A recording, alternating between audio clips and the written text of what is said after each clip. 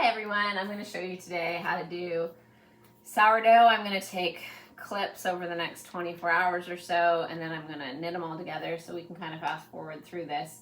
I'm first going to show you that I have, this is my discard, which we'll talk about in a second. This is my active starter. It was in the fridge. So I feed this and it doubles, and you can tell by wherever the elastic was that it doubles, and when it doubles, that's when I use it. Now that being said, after you feed it, if you don't use it, then you discard it. So as you can see, like it was up to here, and now I discarded some of my feeder, and it's in here, and I have a whole nother jar of this inside. So inside my fridge. And then you can use it for you can use discard for like muffins and like banana breads, pancakes, that kind of thing.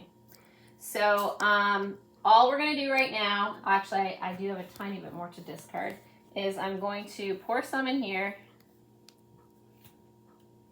Okay.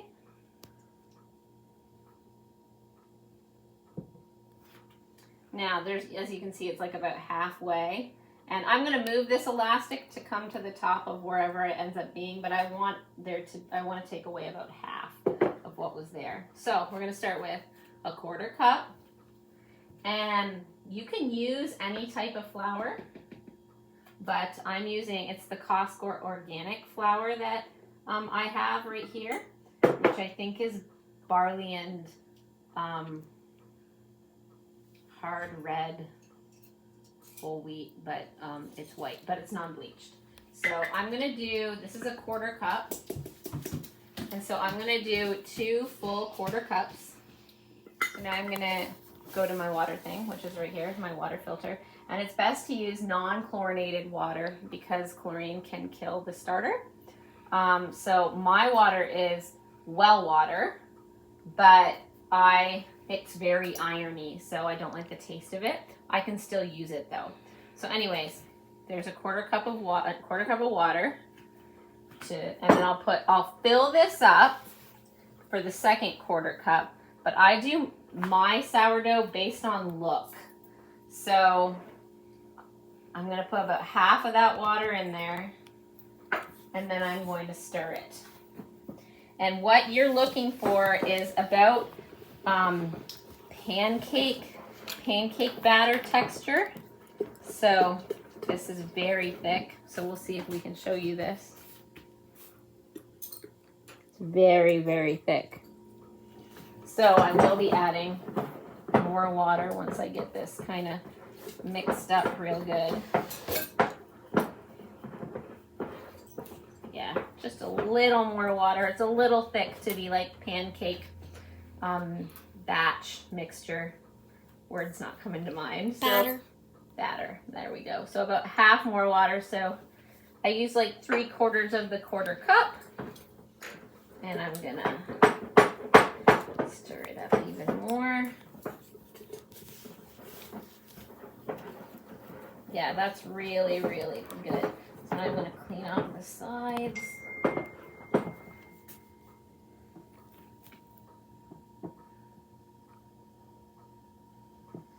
So, as you can see, it actually is literally about where the line is.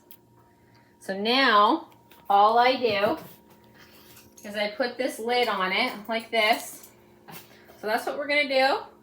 Okay, and I'm gonna leave it right here on my counter, and I'll come back to you as it's growing, and I'll show you how it doubles. All right, I'm coming back at you. We fed that dough at about 3, the starter at about 3. It's been about 6 hours. It has pretty much doubled. As you can see, it's about here. So today, now I'm gonna mix it up into actually dinner rolls, which is about the same recipe as the sandwich bread that I use. And I will just show you how to do that. So I have everything I need here: flour, sugar, salt. I have my teaspoons and cups. This is my dough hook. And we're just gonna get started. So this calls for a full cup of active starter. So it just simply means going like this. So as you can see, that's a cup.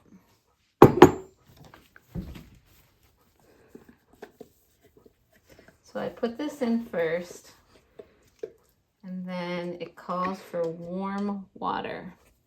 So it calls for 3/4, but I'm doubling it. So 1.5 cups of warm water. So I've boiled some water here. And what I do is I let it, I do a cup of pretty much hot water and then 1/2 cup of cold water. And then I let it sit in here so that any starter that was in here that's clinging to the sides has an opportunity to come off. So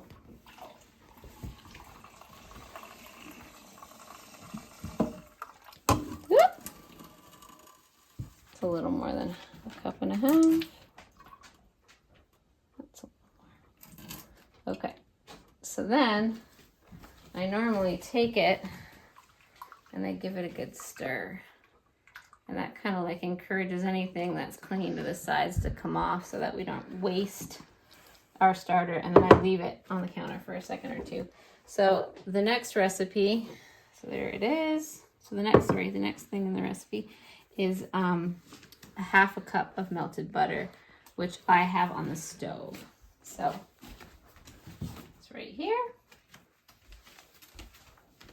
Just pour it right in there.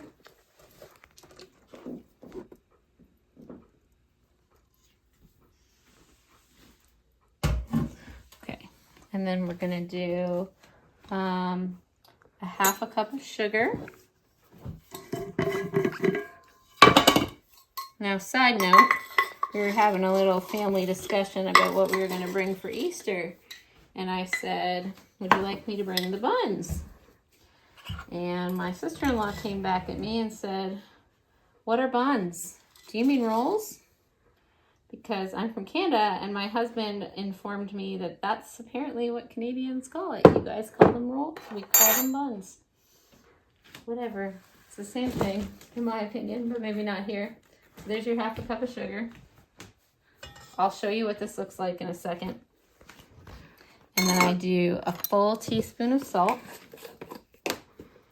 And in case you're wondering, this recipe is from the book Farmhouse on Boone. Farmhouse Daily Sourdough by Lisa Bass. She does a blog called Farmhouse on Boone. So, and now last but not least, I'm doing, well, not last but not least because I'm still doing the flour, but here's the water. Now here's how I'm going to show you. It's really cool how you know that your starter is ready to be used. And if you want to give it a look right there, see it floats on top. And that's how you know that your starter is healthy and ready to be used. Active, we'll call it active. I don't know all the technical terms for it, so. Last but not least, we're gonna put the hook on here, get this started.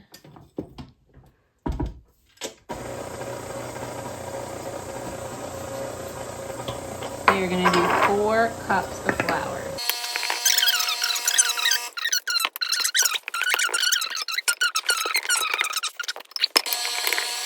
Okay, so as you just saw, that I used my starter to make these buns. Now that it's been fed and it's not hungry, I'm going to mark off where it is now and I'm going to put it back in the fridge. Now, because it's so low, next time I go to feed it, I won't have to discard it because it's at a good level right now for me to feed it at. So, all right, that's all. It's going to go in the fridge. Now we're going to take the dough out. It's been mixing for about 10 minutes, I think, and it's got a nice soft texture. Comes right off the dough. Now, sometimes you go to take dough and it like sticks to your hands like crazy. And what you can do then, like there even a little bit, is you can dip your hands in water because it won't stick to your hands if they're wet. So some of the dough up top I find with the KitchenAid is sometimes wetter than the dough down on the bottom, and so sometimes you got to do a little bit more kneading of your own. But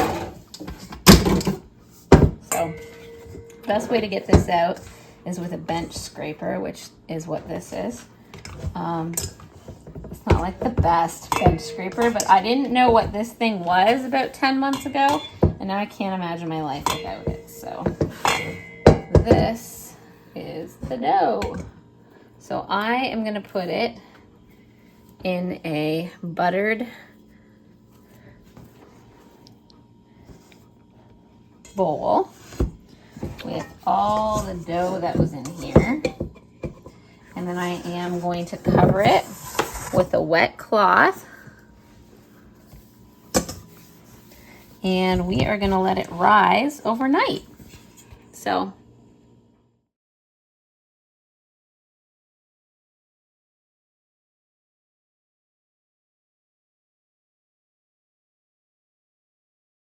okay, but here we are about 12 hours later, and our bread has doubled from the wild yeast.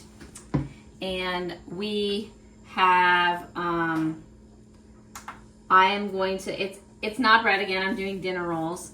So I am going to basically partition it out in about 24 to 34 rolls, depending on how much it is. This bread weighs 9 ounces, or this bowl weighs 9 ounces, so I've actually already calculated it to take that weight out. And we have it, so it's this dough weighs about 52.2 ounces. And she says to partition it out into 8 rolls each, which would be enormous. Like they would be like honkin' rolls. In the past, when I've doubled it, it's supposed to make 16 rolls, and I was able to make 30. So pretty decent sized rolls. So I'm gonna do some calculations figuring out how much this is, and then I'm gonna do a time lapse of us partitioning it out and laying it out in front of you. So until then.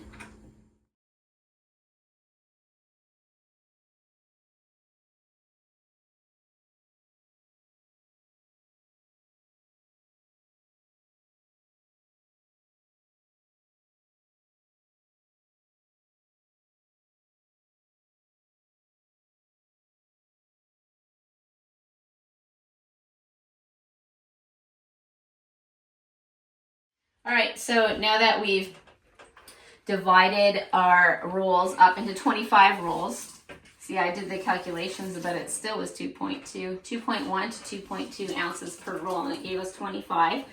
Now we're gonna let it rise by the fireplace, and I put wet rags on top of them so the dough doesn't dry out. So here we go.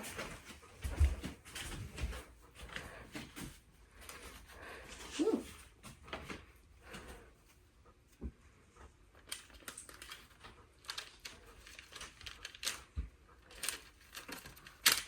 And also the wet rag makes it so that they won't stick to the rag.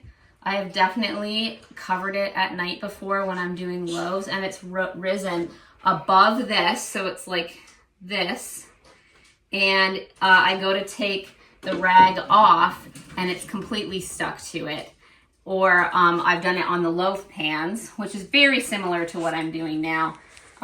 So if I let these rise overnight, for example, and I went to take this off and it was completely stuck and it like deformed the loaf. Really annoying because the rag dries overnight. So here we go. All right, I'm just gonna take them over here to the fire. All right, they've doubled, as you can see before you. Beautiful. So I'm just gonna put an egg yolk mixed with water on top of these, and then I'm going to put them in the oven at 375 degrees for 25 to 30 minutes.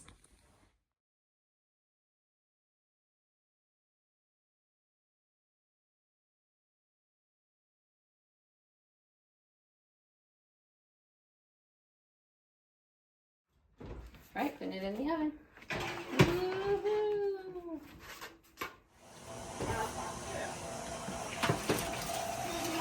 Look at those. Beautiful. beautiful.